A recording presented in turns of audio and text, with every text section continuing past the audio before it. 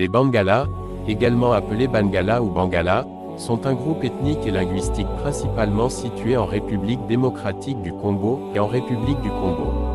Leur histoire est marquée par une riche culture, des traditions anciennes, et une évolution complexe influencée par les mouvements historiques et les contacts avec d'autres groupes africains, ainsi que les Européens. Origine et établissement. Les Bangalas sont traditionnellement situés dans le bassin du fleuve Congo, en particulier dans les régions de l'Équateur et du nord-ouest de la rez-de-chaussée. Ils font partie des groupes ethniques bantous et parlent principalement le lingala, une langue bantoue qui est aujourd'hui l'une des principales langues nationales de la rez-de-chaussée, mais aussi parlée dans le Congo-Brazzaville et d'autres régions voisines. La période précoloniale. Avant l'arrivée des Européens, les Bangalas vivaient dans des sociétés relativement organisées avec une hiérarchie sociale marquée. Ils étaient des agriculteurs, pratiquant la culture du manioc, du maïs, de l'huile de palme, du riz et du coton, et étaient également des pêcheurs et des commerçants le long du fleuve Congo. Ils avaient une société patriarcale avec des structures politiques locales, mais aussi une grande variété d'organisations tribales. L'arrivée des Européens et la traite négrière.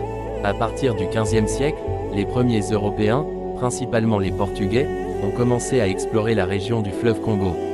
Cependant, la période la plus significative de l'interaction entre les Bangalas et les Européens a eu lieu pendant la période coloniale, avec l'arrivée du roi Léopold II et la formation de l'État indépendant du Congo au XIXe période. Les Bangalas, comme beaucoup d'autres peuples de la région, ont été impliqués dans la traite négrière, en tant que victimes du commerce d'esclaves transatlantiques et intra-africains.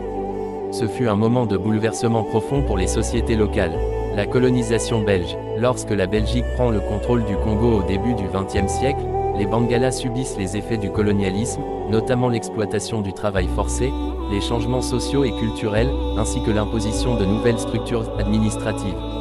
Le lingala a commencé à être utilisé comme langue véhiculaire, en raison de l'influence de l'administration coloniale et des missions chrétiennes, et il est devenu une langue largement parlée dans toute la région du fleuve Congo, l'indépendance et la République démocratique du Congo. Après l'indépendance du Congo belge en 1960, les Bangalas ont continué à jouer un rôle clé dans la société, qui était utilisée comme langue administrative sous la colonisation, est devenue l'une des langues nationales du pays, renforçant ainsi son rôle dans la culture et les communications du pays. Au-delà de la rez-de-chaussée, le lingala est également importante au Congo-Brazzaville et dans d'autres pays voisins.